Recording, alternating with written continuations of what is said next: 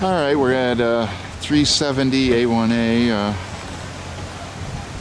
St. Augustine Beach. This is a farmer's market here. And we're here to see Paul, the art studio, the beach art studio that Paul is involved with. And I think that's it up there, but I'm not sure. Or maybe that's it. I'm not sure. I don't think it's that. For the Depression, that building wouldn't be around.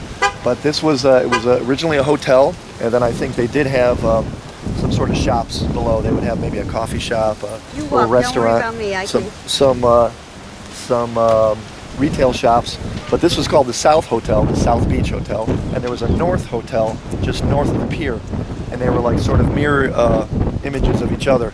And in between, I guess in its heyday, in the 40s and 50s, this place was like a little Coney Island. They had a big giant Ferris wheel and just all kinds of stuff up and down this little promenade.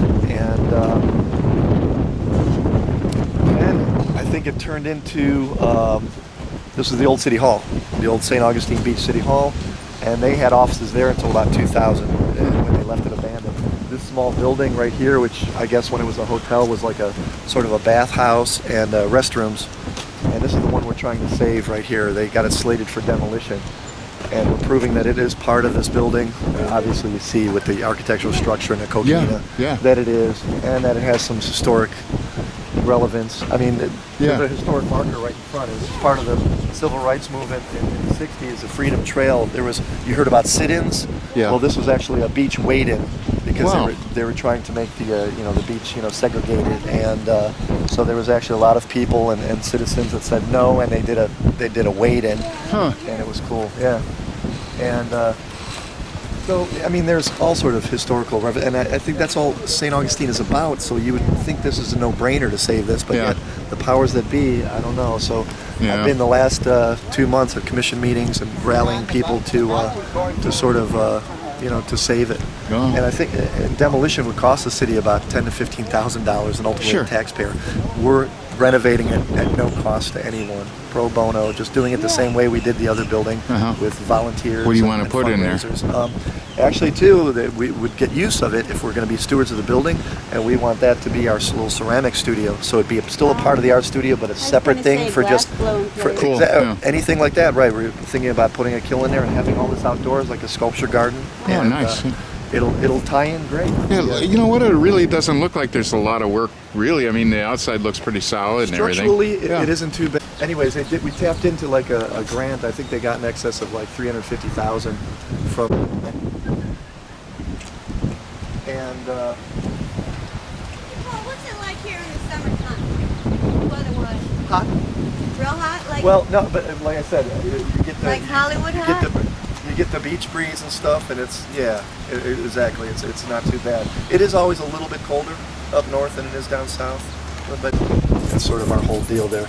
We're making it just a multi-faceted place for just artists to work, teach, convene. Now this looks like something I heard you talking about. This is it, yeah. It looks like the thing I did for Chipless, kind of.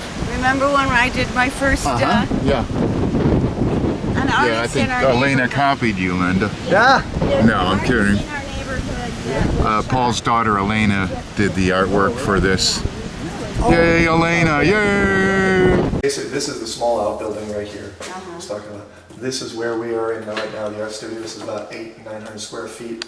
This we're building out too, and hopefully we'll have part of this. The rest of it too is this whole thing is over, I think, 5,000 something square feet. Wow, that's a lot. They've got like a whole dance studio. There's a dance company. Cool. The girls and everything, and they got the whole. I mean, that's really nice place. So the whole thing is supposed to be a cultural center. Everything for the arts here housed in. Nice. Now, what's going on though is someone's putting in a bid to put a restaurant upstairs. Now, first of all, this building won't take a commercial load like that. We've talked to structural engineers, architects. They want to put in a restaurant up there. It's because someone's throwing a bunch of money and saying like we're going to do this, and it's like it totally defeats the whole purpose of what this was zoned for, art and culture.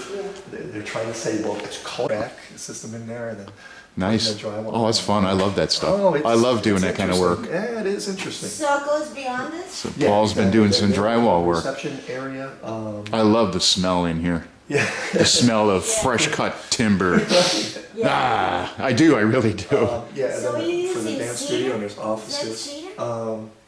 That would, To like, clean it up and stuff. But Uh-huh. yeah, usually So- we don't want to do we anything. have So you a did throw similar problem with that sealer brick. on it, though. You put Some sealer of in the it- coquina, Some of even it though on it's like here a I losing. had to. That's- You had to? Yeah. Or else you would get constant. But on the other stuff, like no. Huh. I mean, we're not.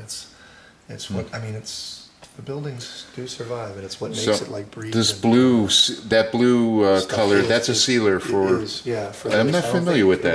It wasn't done on here. Right. Yeah. Actually, it was better doing it in the cold weather because it chipped up better. Snapped off. We were Yeah, doing I'm this familiar in with July this, and August, and it was ridiculous. This is, I can tell, I've seen this before. This is northern Florida. The ancient Ojibwas laid this tile.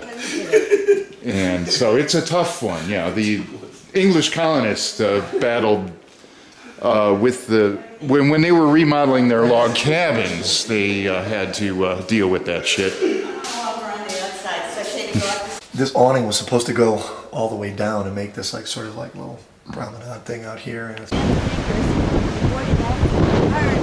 know. The shots are right between them. Isn't it amazing? Yeah. Talking about Paul's problems with his ankles and stuff, so hopefully some exercise and stuff will work it out. When This I is was high working tide on that now, through- right? no, Or no? this is low tide. Okay, this is low tide. When I was working in the art studio and I could see directly in there, I just had the kids playing out here and it packed with people in summer. And look at that, I mean, you could literally go out like all the way and it was still only like 8 feet deep, so it's nice and fun. They closed all this off right now to traffic because there's a big beach renourishment project going on. Did you hear about that Corvallis? The stairways are closed for a beach renourishment program. Yeah, well, I think they screwed up. They dig out this channel every once in a while. Sort of like what it's going to be really cool. There's a pavilion where they have concerts and stuff. Yeah, like they'll that. have like some market activities here too. Sometimes art shows out there. A lot of this is like headquarters for a lot of events. Better than my team. This is actually. And then Who live on this island? I forget the count. It's Like, it's like over 50. It depends on what people I like the are artwork. looking for, what they're wanting to do, stuff like that. The information center. Yeah, you've taken it? Yeah. And you weren't afraid of it crashing? No. No, Actually, helicopters are supposed to like be the most dangerous things in the air.